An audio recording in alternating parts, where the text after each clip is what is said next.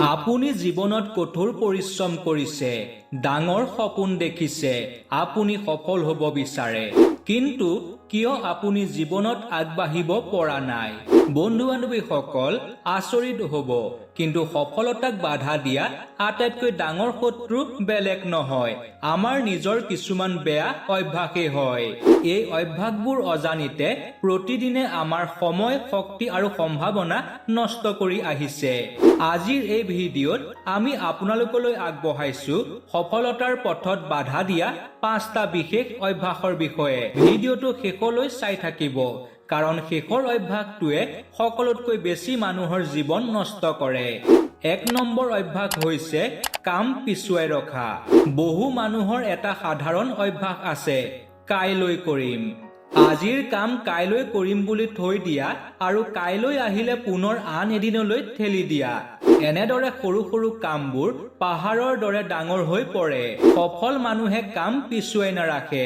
তেওঁলোকে যিকোনো কাম পিছুৱাই নাৰাখি সময়ৰ কাম সময়তেই কৰে। মনত ৰাখিব, সময়ৰ কাম সময়ত নকৰিলে জীৱনত অৱনতি ঘটে। কামবোৰ পিছ পৰি যায় আৰু ভৱিষ্যতে সেই কামবোৰ সুকলমে সম্পন্ন কৰিবলৈ সময় পোৱা নাযায়। সময় এবাৰ হাতৰ পৰা ওলাই গ'লে তাক কোনোদিনে ঘূৰাই আনিব নোৱাৰি। 2 নম্বৰ অভ্যাস হৈছে নেতিবাচক চিন্তা। কিছুমান মানুহে কাম আৰম্ভ কৰাৰ আগতেই ভাবে, মই নোৱাৰিম, যদি ব্যৰ্থ হওঁ মানুহে কি ক'ব। এই চিন্তাবোৰেই সফলতাৰ আটাইতকৈ ডাঙৰ বাধা। যিজন মানুহে নিজৰ ওপৰত বিশ্বাস নকৰে, পৃথিৱীৰ কোনো শক্তিয়েই তেওঁক সফল কৰিব নোৱাৰে। ব্যৰ্থতা কোনো অপমান নহয়, ব্যৰ্থতা হৈছে শিক্ষা। মানুহে ভুলৰ পৰাহে শিক্ষা লাভ কৰে। সেয়েহে নেতিবাচক কথা চিন্তা নকৰি সদায় কৰ্মৰ ওপৰত গুৰুত্ব দিব লাগে। 3 নম্বৰ অভ্যাস হৈছে অজুহাত দিয়া। বহু মানুহে নিজৰ ব্যৰ্থতাৰ বাবে সদায় অজুহাত বিচাৰি ফুৰে। তেওঁলোকে কয়, মোৰ ওচৰত সময় নাই, মোৰ ভাগ্য ভাল নহয়, মই ধনী পৰিয়ালত জন্ম হোৱা নাই, সুযোগ পোৱা নাই। কিন্তু সত্যটো হ'ল, অজুহাতে কেতিয়াও সফলতা নিদিয়ে।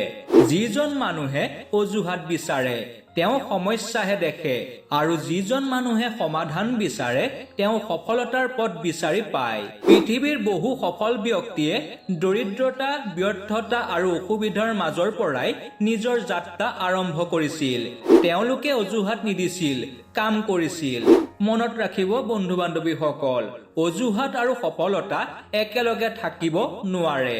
যিদিনা আপুনি অজুহাত দিয়া বন্ধ কৰিব, সেইদিনাই আপোনাৰ সফলতাৰ যাত্ৰা আৰম্ভ হ'ব। সেয়েহে নিজৰ কৰিবলগীয়া কৰ্ম কৰি যাওক।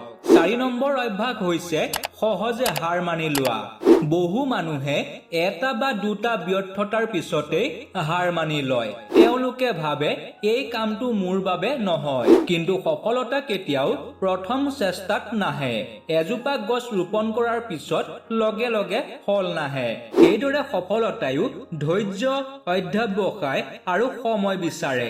সেয়েহে কেতিয়াও কোনো কামত হাৰ নামানিব।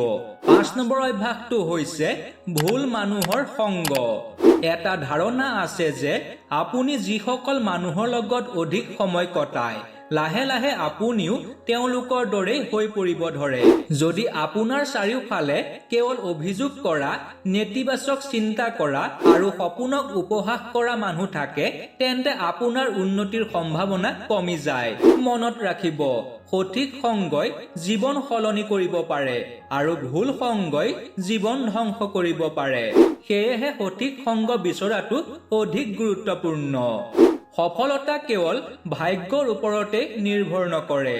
কিছু ক্ষেত্ৰত ভাগ্যৰ ওপৰতো নিৰ্ভৰ কৰে, কিন্তু ভাগ্যক দোষ দি নিজৰ কৰিবলগীয়া কৰ্মখিনি পিছুৱাই ৰাখিব নালাগে।